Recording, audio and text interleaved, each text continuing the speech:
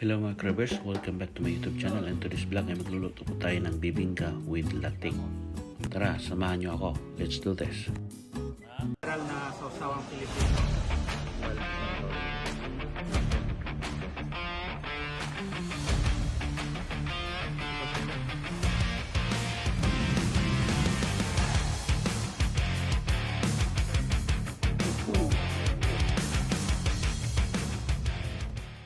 So ito yung ingredients ko mga Cravers. Dito sa aking mixing bowl, ang lagay po ako ng 3 cups na rice flour.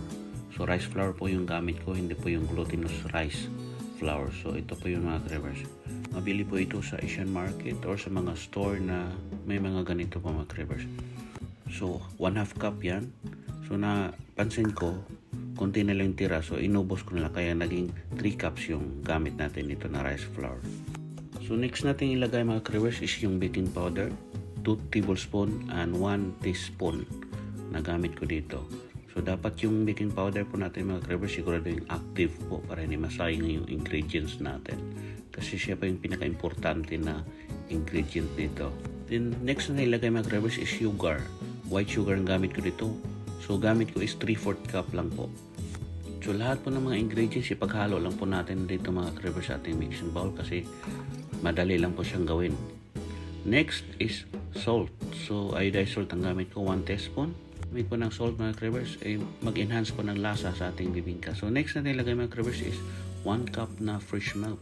Pero kung wala kayong fresh milk mga Cravers, pwede pong evap. Or wala ding evap, pwede namang tubig. So next natin ilagay is yung gata. So dapat yung pure na gata to mga Cravers. So 1.5 cup yung ilagay ko dito. So yan po. And next is yung melted butter. So yung melted butter mga Cravers is 1/4 cup. Next is yung 4 pieces na whole egg. Yung gamit ko dito is large size na itlog mga Cravers. So ito lang po yung mga ingredients natin sa ating bibingka. Ipagsama-sama na lahat sa mixing bowl bago po natin i-whisk ng electric hand mixer mga Cravers. Now it's time na gamitan natin ang electric hand mixer mga Cravers. So ayun po, i-mix lang po natin to hanggang mag-smooth yung texture ng ating bibingka batter.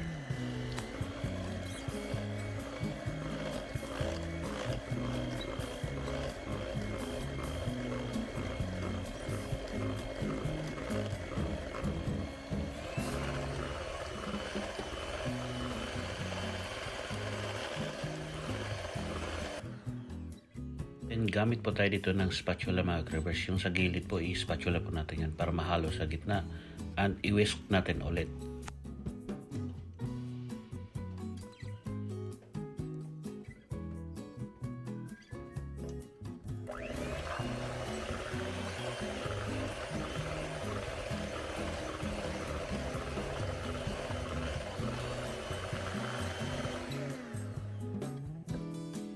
Ganito mga Cravers, lagyan na po natin yung muffin molder natin na nilagyan ko ng baking paper. So dapat dahon ng saging to mga Cravers para magbigay po ng aroma sa ating bibingka. Kaso wala akong dahon ng saging dito, so pwede naman po itong baking paper na lang. Pagkatapos ito mga Cravers, lagyan po natin ng salted egg sa ibabaw. So itong salted egg, optional po ito. Kung mayroon kayong cheese, pwede rin. Sa akin, wala pa akong cheese dito. Dapat yung gamit na cheese is yung added cheese. Bali, yung 2 ingredients na binanggit ko mga Cravers, optional po yan sa ating bibingka. So, bali, pang dagdag lang po yan. Bake na natin yung bibingka mga Cravers. So, 170 degrees Celsius for 20 minutes. So, while waiting na maluto yung bibingka natin mga Cravers, ito, gagawa na tayo ng latik. So, gamit ko dito is 1/2 cup gata, yung kakang gata, pure gata, at 1/4 cup na brown sugar. And then mag-add ako ng pinch of salt para mag-enhance sa flavor. Ayan. At halawin po natin ito mga Cravers, pakuluan until mag-thick yung latik natin. Ganito lang po kasimple yung latik natin mga Cravers. So ayan lang. Napakasarap po nito mga Cravers. So okay na yung thickness ng latik natin mga Cravers. Ganyan po siya. Ayan. Then luto na yung bibingka natin mga Cravers after 20 minutes yung first batch na nilagay ko. Para sure na luto na siya mga Cravers, mag-insert po tayo ng toothpick sa gitna. Kung walang basa, it means luto na. Now, tanggalin na natin sa oven mga Cravers. Ito, yun. At saka yung sa ilalim, ilipat ko rin sa ibabaw yan. Ito na po yung bibingka natin mga ka-reverse. Napakadali lang lutuin, di ba? So, i-transfer natin sa ating plato para po siya lalamig yung ating bibingka. Yan.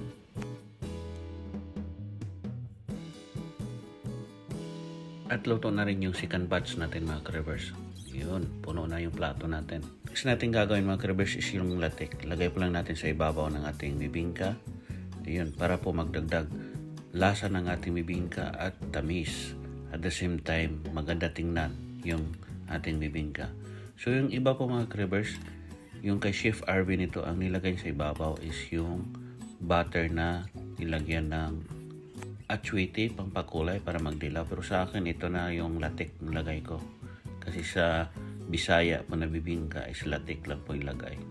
O cheese.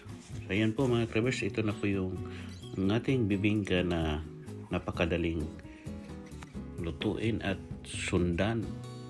Nakita nyo naman, napakabilis lang po nating niluto, di ba? Yun. Pwede na. Pwede na pang binta mga ka-reverse, di ba? Yun, ito na po yung final natin na plating sa ating bibingka. Ayan po. Lagyan lang po natin dyan sa plato at buhusan lang po natin ng latik sa ibabaw. Ayun. Ayun, nakita nyo mga ka-reverse, napakasarap, di ba? Sana po nag-enjoy kayo dito mga ka-reverse at may matutunan kayong bagong recipe ng ating bibingka. So yun po, ito na po mga ka-reverse. Tikman na natin, tikiman time. At shout out pala kay Chef RV Manabat. Sa kanya po itong recipe. Courtesy of Chef RV Manabat po ito. Ayan po mga ka-reverse. Napakasarap nitong bibingka na to. Ito na po yung mga ka-reverse. Thank you so much for watching. Bye bye.